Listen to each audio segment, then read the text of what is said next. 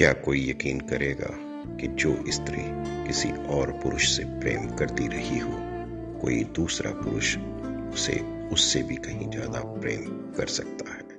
इमरोज और अमृता प्रीतम की प्रेम कहानी कुछ ऐसी ही थी। कवि और चित्रकार इमरोज का पिछले हफ्ते 97 साल की उम्र में निधन हो गया। वह मशहूर लेखिका अमृता प्रीतम से बेहद मोहब्बत करते थे।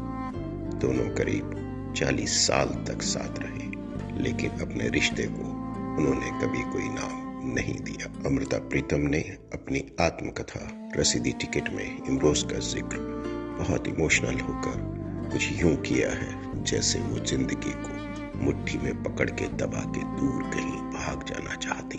अमृता प्रीतम मशहूर गीतकार साहिर से बहुत प्रेम करती थी, लेकिन कभी उन्होंने अपने प्रेम को छुपाया नहीं। साहिर उनसे मिलते रहे और इमरोज इसके बावजूद उनसे प्यार करते रहे। अमृता ने कहा था, मैं तुम्हें फिर मिलूंगी। पता नहीं वो उन्हें फिर मिली कि नहीं।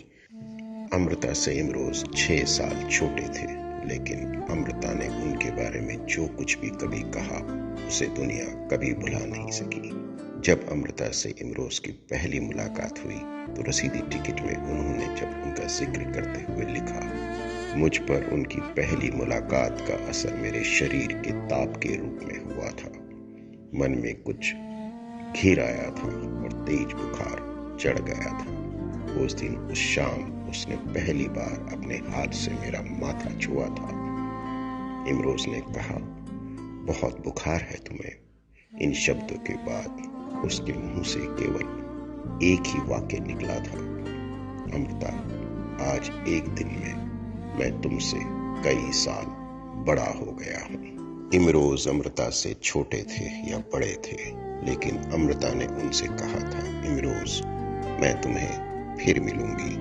अमृता की मृत्यु के बाद लंबे समय तक, अपने आखिरी पलों तक इमरोज अमृता का इंतजार करते रहे।